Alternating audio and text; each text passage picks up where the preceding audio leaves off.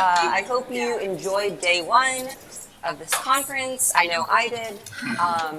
Today we are starting, we're actually concluding the conference with two sessions that look at cutting edge topics in the area of human-technology interaction.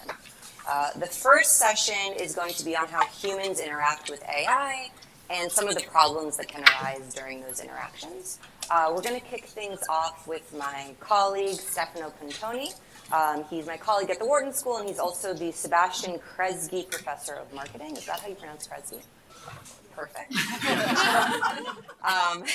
Stefano is known for a wide variety of research areas within consumer decision-making, but more recently, he's interested in how consumers' attitudes sort of shift depending on whether they interact with robotics and AI.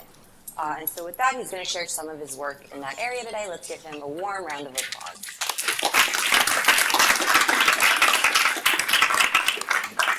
Thank you, Shiri. Thank you, Bob, for organizing, and to everybody else here for showing up here in Philadelphia for this conference. I think it's a great honor. I'm really delighted to be here. And actually, yesterday I was really inspired by all the presentation, the big picture discussions.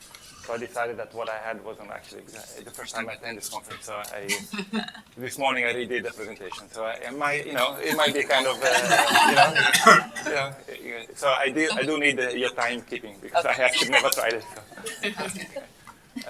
So I called the topic the psychology of human replacement, and I don't know that it is the right label, but it is a label.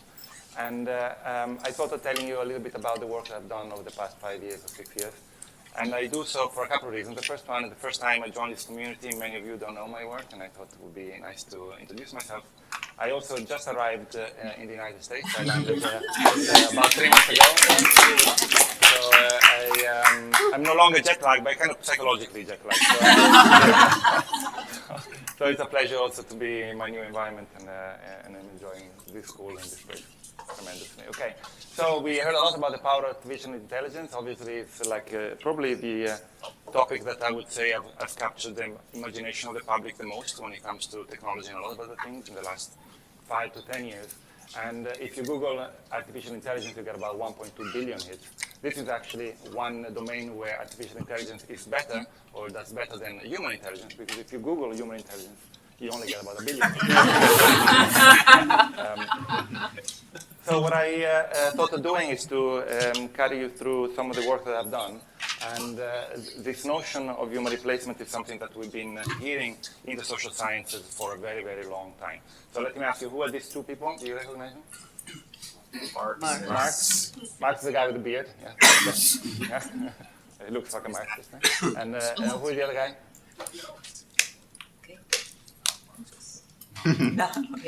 Keynes, yes. So this is Keynes, and these two men could not really agree on anything, but they both wrote about a future in which machines would be able to take over many, many, many tasks from humans.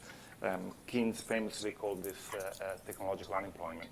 And they drew very different conclusions from it. Marx thought that's another way in which the proletariat is going to get screwed, while instead, Keynes thought that we will all be playing our days, playing tennis and just hanging out.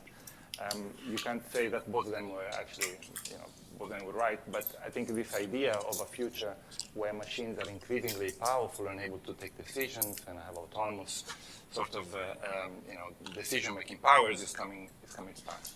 And so before I start telling you about the work I've done, I would like to emphasize a premise, which I think underlines the importance of this conference, the importance of this kind of community. Because if you look at it from a marketing professor point of view, that's my job, you see the tech space being dominated by discussions around technology. Very obviously so, but for good reasons, but it's an engineering-driven kind of discussion. And here I have a picture of a drill to remind you of a famous quote by Ted Levitt, a famous Harvard professor, who said, people don't buy drills, they buy holes. Right? You buy something for something. There's a reason why we have marketplace offerings, because they deliver some kind of benefit. And too often we don't consider the other side, I think. So the experience of AI, what kind of experiences do people have with AI? And I think you need a psychologist and you need people that, like you to think about these issues, because obviously someone who is really trained in the engineering side will have a hard time grasping. Okay, So what I'm going to do is to carry you through a bunch of projects. I'm going to do that very fast, and hopefully I can go through the series, otherwise it'll stop when I get there. But the first question articulates some kind of emerging framework, you can call it, is about who gets replaced in this activity. And you might be the one who gets replaced. For example, a consumer who buys a, say, robotic vacuum cleaner would be an example of that.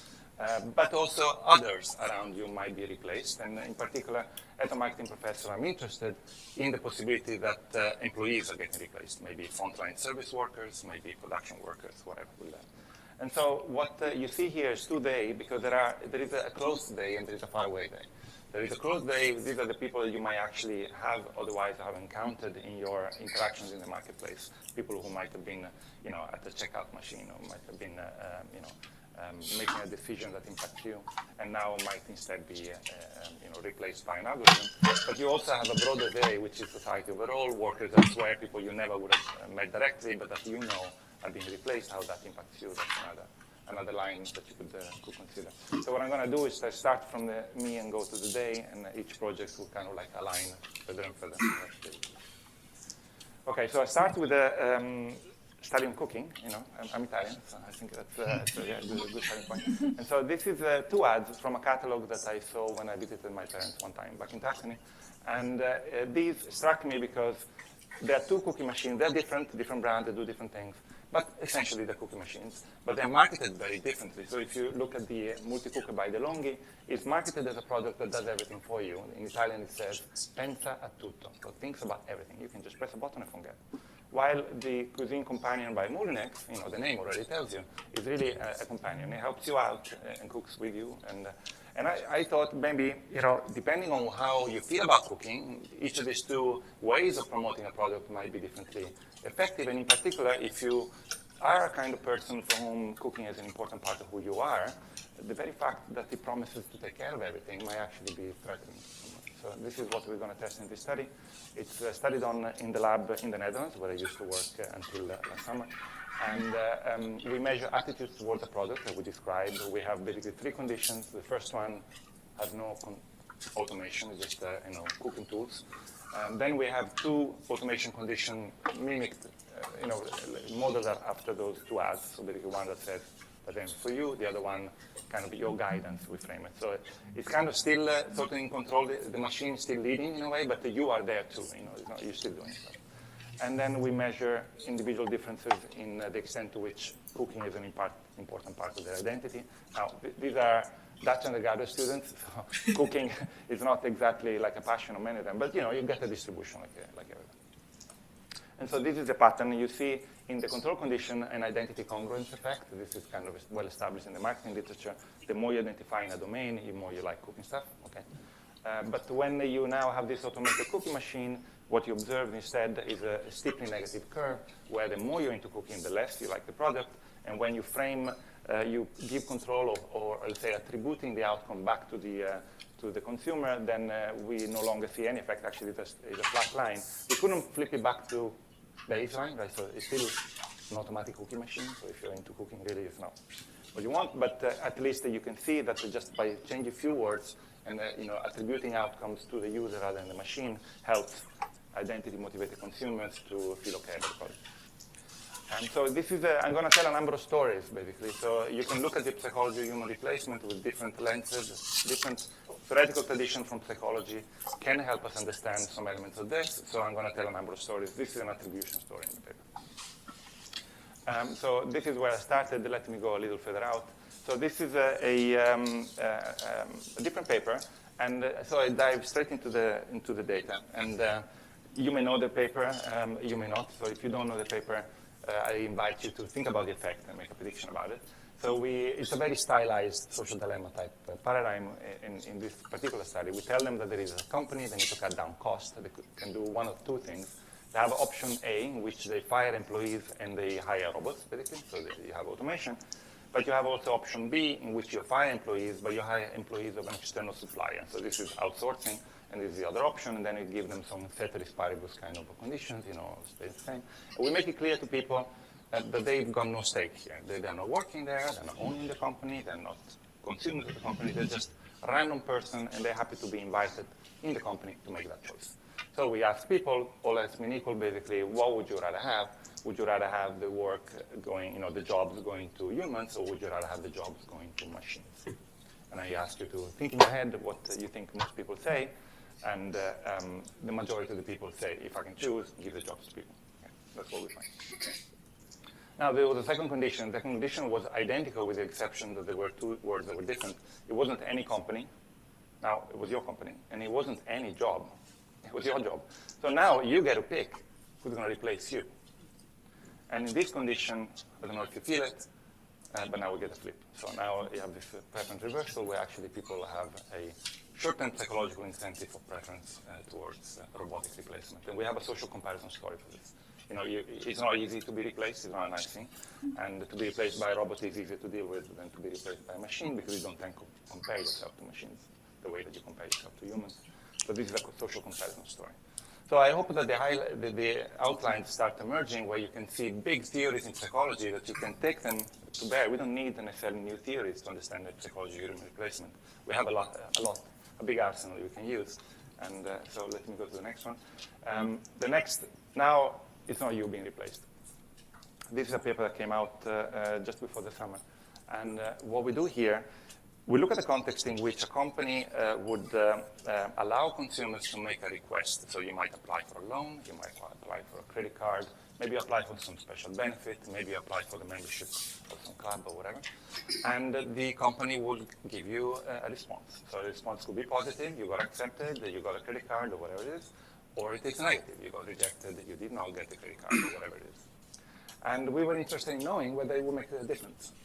And we use, again, an attribution perspective. So I think actually attribution theory is a very rich framework for understanding these kind of topics because it's all about interpreting causality and what does it mean for me, what does it mean for others. So I think it's a nice tool for this. And so what we find in this study, I'm going to show you the results in a second, but let me describe what we do. We go on Prolific, this label platform, and we run a field experiment there where we basically tell them that we are recruiting people for a special panel where they can get the bonus if they get accepted. And so this is not a scenario study on Prolific, but it's actually a field experiment. They're actually workers working. And in the first step, they complete a selection procedure. They tell us a little bit about their background as a research participant. They answer a couple of IQ items just to make it look like it was a real evaluation. Then we make them wait about 5 minutes. Then they get feedback, they get accepted, they get rejected. That's randomly assigned between participants. And then we tell them who made the decision. It was either an algorithm or a human who made the decision. At that point, we tell them, thank you very much, it's finished. But please, before you go, rate the market research firm a bit like a customer satisfaction kind of survey. And then obviously, at the last stop, we have a careful debriefing. We explain to them that this was all randomly assigned. It's got nothing to do with the quality of the research participants. We pay the bonus to everybody. Okay, that's the setup. And so think about the accept condition. Though now they got good news. They got in. And they got in because the algorithm decided, or they got in because the human decided. And so what do you think would produce a more positive response towards the company? Who has a higher attitude, do you think? Human. The human? Yeah, we find the human. It's actually a big effect. And we argue that a human decision maker makes it easier for the person to internalize a good outcome because it's me. I'm unique. The algorithm saw me as such, and so I can internalize feel good about it, and I like the company. Now, what happens in the reject condition? Algorithm. What do you think? The algorithm. Sorry? The algorithm makes them feel better. So you would say almost like a polarization effect? That, Yeah, so they would rather get rejected by algorithm than a human. It's a very tenable prediction. We don't find that, actually. We find basically no difference. And we find that across many studies. Okay, yeah, You may have lots of concerns about a null effect, so we do explore it very carefully in the paper. What we argue is that when you get bad news, you want to externalize the bad news. You want to blame. And you'll find a way to blame. And if it's a human, you blame them for something. If it's an algorithm, you blame them for something else. People have lay beliefs about the strengths and weaknesses of human and algorithmic decision making. Humans are biased, but algorithms don't really see you. They are not able to see your uniqueness. And so as such, you basically are going to have two different mediating paths towards this external attribution. So, Again, again, an attribution story. Okay, now I'm going further out. So these are now people that are not actually likely and you'll ever meet, or you don't even know who they are. But they might make the stuff you buy. And that may be important too. This is a paper came out last year. And I'm interested in the notion that there might be a demand-side argument for to inform automation decisions in companies. Largely, automation decisions are taken based on operational efficiency, financial reasons. Yeah, does it make sense from a business point of view? Do we make more money in terms of a supply side argument? But there might be a demand side argument too. If people are willing to pay more for products made with human involvement, perhaps that's an argument that companies can make to maintain humans in employment. And I think that's an interesting direction for consumer researchers to investigate, because we can offer those arguments that currently are not maybe well articulated within companies. So you could even imagine maybe in a future, like today we have a fair trade system or organic labeling of food. You could imagine in the future that made by human might be something that people might be willing to pay for. Some people at least. So the question was, when does what's the value of human labor, and under which conditions people are willing to pay more for a product made with human labor? And we took a deliberately broad kind of brushstrokes on this question in this paper. We distinguished between instrumental and symbolic products, or instrumental and symbolic motives. People sometimes want to get a job done. You buy a glass vessel to put some fluid in it. But sometimes people want to meet the symbolic goals. They want to have a vase, for example, to signify who they are, and maybe to make the room more beautiful, feel better about themselves, whatever. And so we believe that the goal the consumers have in a particular context might be an important driver of whether human labor can add distinct value to a product. And the mediating mechanism that we use here is a desire for uniqueness. And so maybe there is a link here to Anel's presentation of yesterday, where he was talking about how a device can make you want to be different. And here we're looking instead at the production mode, but there is some parallel, I think. So I'm going to show you one study. This study actually didn't make it in the paper, but I like it, so I pretend it. Thanks to the reviewers. But you do what you have to do. Here it's in a tattoo context. So in a 2x2 design, there is a symbolic condition, instrumental condition. I'll tell you in a second what that is. And then we tell them that a service provider is either a robot or a human. And then the key trick was, in this paper we do a bunch of paradigms, but the trick is to find little differences that you can make in order to turn something from a symbolic to utilitarian. In the context of tattoos, I don't know if you can think about what it might be, but what we came up with is that getting a tattoo versus getting a tattoo removed. So that's a distinction. We pretested, indeed, people perceive getting a tattoo made as a more symbolic, let's say, behavior than getting a tattoo removed. And so we do that, and then we ask buying intentions, and what we find is that there is a general preference, there is a main effect, a general preference for human labor, which may be not unusual for a category like this, where people are not used to seeing robots working, but we do find a strong interaction, such as a huge difference when it is about making the tattoo, and basically no difference when it's removing the tattoo. Okay, so now it's more of a self-expression story around the psychology of human replacement. And how are we doing time-wise? 10 minutes. Oh, perfect. So last project, this is the most recent one we submitted last week. And I'm going to bring this paper in here, although the paper itself is actually not really about automation. But I think we have an interesting story to say about it. And I'm interested in this topic because I'm interested in the politics of production and how business school and professors and economists may have an interesting voice there to help improve the quality of this course. If you look at a lot of, say, political entrepreneurs, they often leverage this idea that production moved abroad, that has been very bad for the people here because they haven't got the jobs, and now we want those jobs back. And so a lot of interest in providing tax breaks or incentive for corporations to backshore or to bring production back. And you can make a lot of good economic arguments for that, why that might actually generate good outcomes for the country. But for a lot of people, I believe that the support for this kind of policies is really predicated on a mistaken understanding of modern production. Because the factories that are coming back, they are nothing like the factories that left. And so people may have this idea, oh yeah, now they're making, for example, shoes again in Germany. Adidas has made shoes in Vietnam as other places in Southeast Asia for 30, 40 years, and now they're making shoes in Germany. Oh, great, we got the factory back. Well, yeah, but the factory is empty, full of robots, and there's some security guards and cleaning personnel or whatever, but essentially it's a very highly automated facility.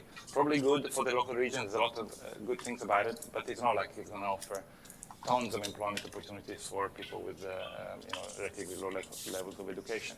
So I thought it would be interesting to study a little bit this topic, and we do it in the context of comparing offshoring to other reasons why a company might decide to lay off workers. If you look at the literature, there are some papers showing that consumers dislike companies that offshore.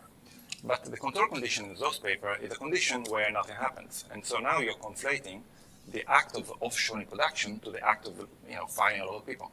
And obviously people don't like when a company fires a lot of people. So I don't think we have in the literature a good test of actually how people feel about offshoring per se, as opposed to relocating within a country, automating the jobs, or maybe declining demand as a reason for layoffs. And so we argue that people feel especially badly about offshoring, or especially strongly, you can say, about offshoring, because they perceive offshoring as a very severe violation of an implicit social contract running between the company and its community.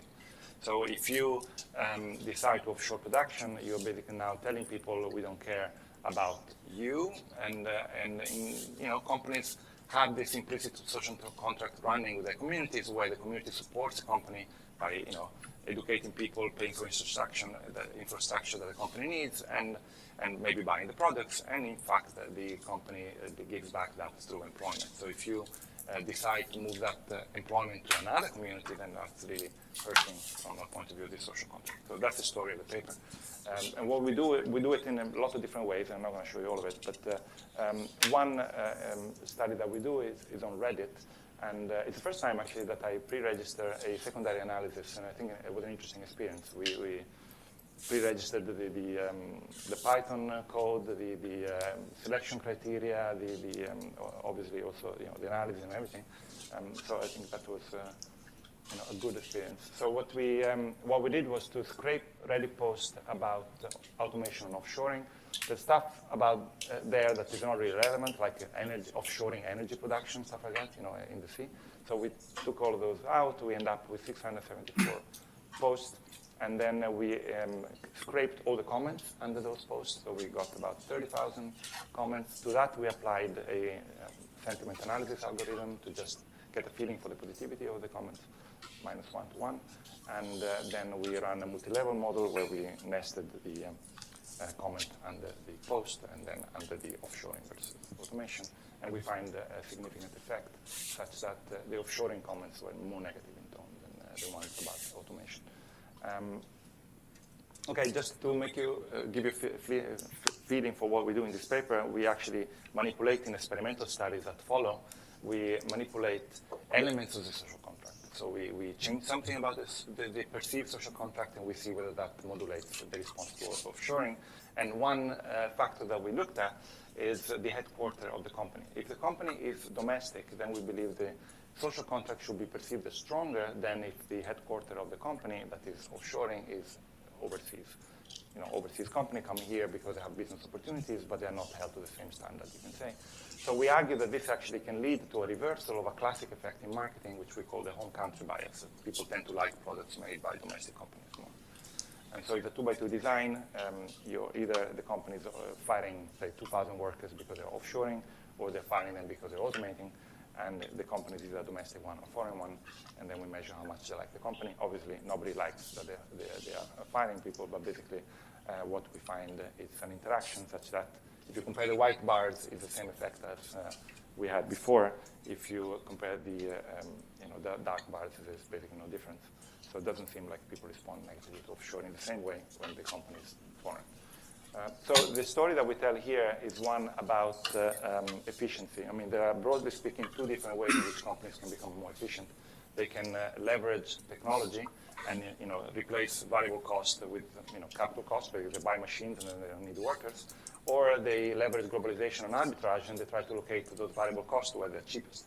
And what we suggest out of this kind of work is that people don't perceive these two ways of being efficient as equally legitimate. They perceive the globalization kind of decision to be intrinsically less moral than technology. And we have some data, it's not in the paper anymore, where we show that basically people perceive technological progress to be essentially inevitable. There's nothing these companies can do, they've got to automate. While you decide to relocate a factory to Mexico or to China, that's your choice. There's a different level of attribution when you make those decisions. Okay, so this was the last story. It's more like a morality story, I'd say. I just conclude here. I just want to highlight there are many more stories to be told. I think you can bring, almost any psychological tradition to bear on the program. So if you're interested in this idea of psychological replacement, I think there's a ton of interesting work that can be done. Thank you.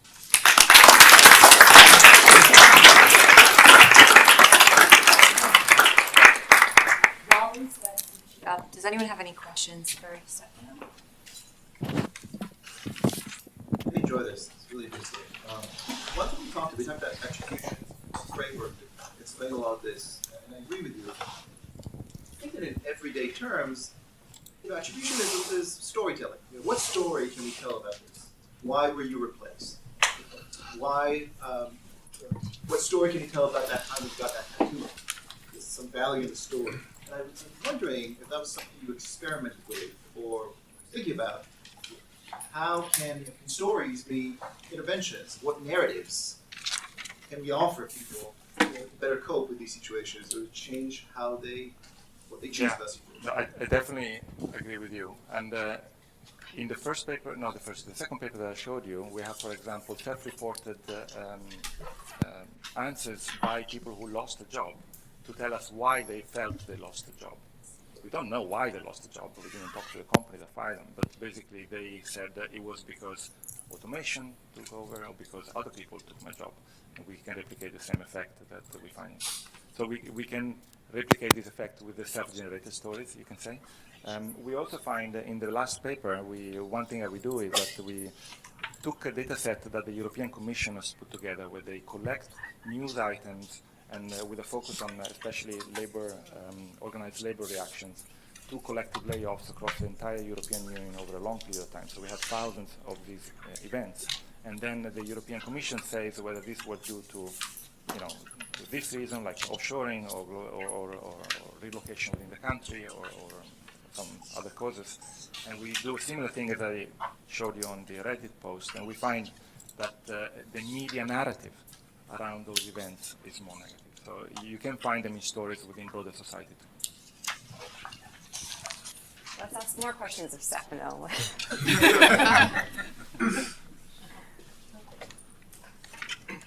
One more and then... No. Huh? Yeah, they have technicals. Should I I have a question for you.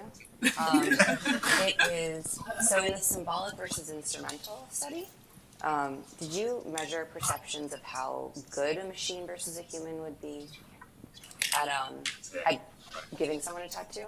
Yeah. And how do you think about that more generally? Like the skill set Yeah. of the machines and norms of like when you use it and like how that plays into all your results. Yeah, I mean, absolutely. I mean, this is really scratching the surface. What I would like to do also is to look at, the perceived level of quality. You might some motivated reasoning there, right? That people might not perceive the machine to be as good because you don't want it to be as good as you.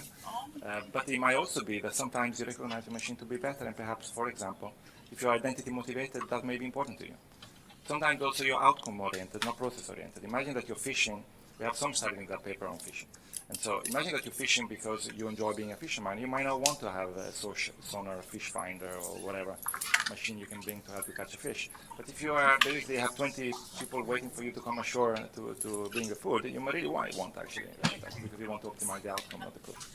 So I think also the way we think about consumption might play a big role in how we feel about this, advancing technology. Okay. How do you think about automating the whole job versus aspects of your job, especially aspects that you kind of don't like to do or don't want to do? Yeah, absolutely. I mean, in the paper that we're looking at, we automating jobs. That's a very reductive and simplistic way to look at it. I think that's how the media narrative is often around. So I think I claim that is a legitimate way to study. But in fact, people automate tasks. Machines automate tasks, not jobs. But then at some point, they automate so many tasks that the job is completely transformed or gone altogether. So I think clearly, I mean, there are many automations that improve the experience at work, improve the experience of consumers. I don't claim that automation is bad. I claim automation is great. But we do need to study those barriers to adoption so that people are happy buying those products, so they feel good about the society they're living. So I think it's important to study these kind of more dark side effects because they're important in order to make products successful. They're important for society and political discourse. Stefano. You are comparing robots, humans, but never mixed teams. Have you looked at that? That's another great direction too, absolutely. No, we have not done it, but yeah. That's an obvious next step. You really want to have the win-win. You don't want to have the win-lose situation. You like to have a situation where we can deploy technology. It's good for the economy, it's good for companies. We also want to have good jobs. We want to have good experiences with customers, so we need the team. I think it was your second study where you had the difference between like the positive decision and the negative decision, and people didn't care for the negative decision. So if they're rejected, they don't care if it's human or robot. Is that somehow stronger than the need? So and you said you found that consistently. So this need to kind of like, we're rejected, we're going to find some external for that negative event. But what about the positive? I mean, we similarly strongly want to attribute strong, positive events to ourselves. Yeah. And so is there something about the automation there that like people just couldn't get around that and come up with some other positive reason? Or more? Yeah, I think it's a good question because in fact, if you think about it, if people believe machines to be more objective, in fact, in terms of judgment diagnosticity, it might actually be perceived as superior. One could argue. You should feel better about yourself when it's the algorithm that chose you because we know humans are biased. So if the algorithm chose you, meant that you really were better. But people don't think like that, really. I think there is a more direct path to internal attribution that comes from that person chose me. It's more valuable. I don't know exactly where it originates. I thought it's simply more direct. If you say the person chose you because you are unique and you deserve it, throws attention more on you than the person chose you because the algorithm is objective. Then it's something about the algorithm, it's not something about you. Only second order is about you. So I think it's just a bit more convoluted process. That's my take, but I don't know actually. Yeah. There was one question from Clement there, and then. Yeah, I wanted to ask if you have studied yourself or anybody who has studied if there could be automation could be perceived as a positive thing. Because I just got this impulse when you showed this picture of these factory workers. I was thinking, these poor people, I don't want them to cut chickens all day, But obviously, there's well, those are actually Foxconn workers, so they make your iPhone. doing highly repetitive jobs all day. I was just wondering if there's any research on that. Yeah, I haven't done it, but I have seen a working paper by former colleagues at Erasmus University where they look at the sweatshops and they argue that people have this intrinsic dislike of the sweatshop while they fail to understand what the alternative to the sweatshop is in that environment. And if I hate child labor, but if the alternative to child labor is child prostitution, then maybe child labor is good. That's kind of the argument. I'm not going to debate in favor of or against that, but I think there is some research trying to look at this kind of, it's like dilemmas, moral dilemmas when it comes to this kind of outsourcing and offshoring decisions. Thanks. Thank you.